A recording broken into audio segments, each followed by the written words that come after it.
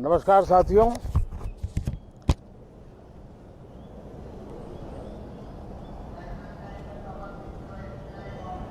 Monsoon सत्र में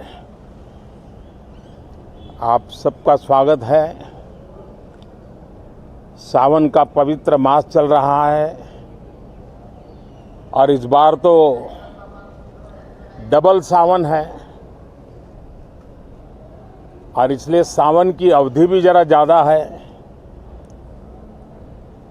और सावन मास पवित्र संकल्प के लिए, पवित्र कार्यों के लिए बहुत ही उत्तम माना जाता है। और आज जब लोकतंत्र के मंदिर में इस सावन के पवित्र मास में मिल रहे हैं तो ये लोकतंत्र का मंदिर ऐसे अनेक पवित्र कार्य करने के लिए इससे बड़ा उत्तम अवसर नहीं हो सकता है। मुझे विश्वास है कि सभी माननीय सांसद मिलकर के इस सत्र का जनहित में सर्वाधिक उपयोग करेंगे।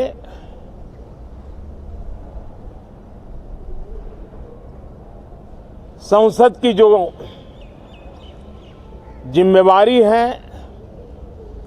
और संसद में हर सांसद की जो जिम्मेवारी है, ऐसे अनेक कानूनों का बनाना, उसकी विस्तार से चर्चा करना बहुत ही आवश्यक है। और चर्चा जितनी ज्यादा होती है, चर्चा जितनी ज्यादा पैनी होती है, उतना जनहित में दूरगामी परिणाम देने वाले अच्छे निर्णय होते हैं। सदन में जो माननीय सांसद आते हैं वो धरती से जुड़े हुए होते हैं, जनता के दुख दर्द को समझने वाले होते हैं और इसलिए जब चर्चा होती है तो उनकी तरफ से जो विचार आते हैं वो जड़ों से जुड़े हुए विचार आते हैं और इसलिए चर्चा तो समृद्ध होती है, निर्णय भी सशक्त होते हैं, परिणामकारी होते हैं। और इसलिए मैं सभी राजनीतिक दलों को, सभी माननीय सांसदों को इस सत्र का भरपूर उपयोग करके जनहित के कामों को हम आगे बढ़ाएं। ये सत्र अनेक रूप से महत्व का भी है क्योंकि इस सत्र में जो बिल लाए जा रहे हैं वो सीधे सीधे जनता के हितों से जुड़े हुए हैं। हमारी युवा पीढ़ी जो पूरी तरह डिजिटल वर्ल्ड के साथ एक प्रकार से नेतृत्व कर रही है, उस समय डेटा प्रोटेक्शन बिल देश के हर नागरिक को एक नया विश्वास देने वाला बिल है और विश्व में भारत की प्रतिष्ठा बढ़ाने वाला बिल है। उसी प्रकार से नेशनल रिसर्च फाउंडेशन, ये बिल एनआरएफ नई शिक्षा नीति के संदर्भ में एक बहुत बड़ा अहम कदम है और इसका उपयोग अनुसंधान को बल देना, इनोवेशन को बल देना, रिसर्च को बल देना और हमारी युवा पीढ़ी जो विश्व के अंदर नए उपक्रमों के द्वारा विश्व का नेतृत्व करने का सामर्थ्य रखती है, उनके लिए बड़ा अवसर देकर के आ रही है। जनविश्वास बिल सामान्य मानवीय के प्रति भरोसा करना, अनेक कानूनों को डिक्रिमिनलाइज करना, इस मुहिम को आगे बढ़ाने वाला ये बिल, उसी प्रकार से जो पुराने कानून है उनको खत्म करने के लिए भी एक बिल में प्रावधान किया जा रहा है।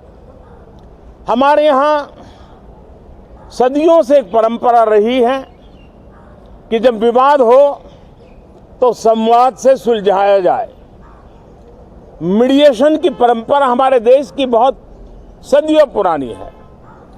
उसको अब कानूनी आधार देते हुए मीडिएशन बिल लाने की दिशा में इस सत्र का बहुत बड़ा उपयोग है, जो अनेक विवादों से सामान्य मानवीय से लेकर के असामान्य संजोगों को भी मिल बैठ करके सुलझाने का एक मजबूत नींव बनाएगा। इसी प्रकार से डेंटल मिशन को लेकर के एक बिल जो हमारे डेंटल कॉलेजेस के लेकर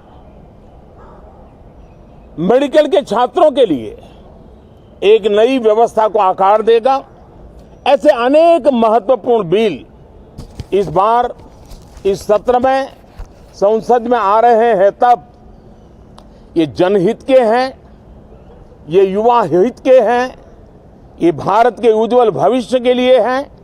मुझे विश्वास है कि सदन में गंभीरतापूर्वक इन बिलों पर चर्चा करके हम बहुत तेजी से राष्ट्रहित के महत्वपूर्ण कदमों को आगे बढ़ाएंगे।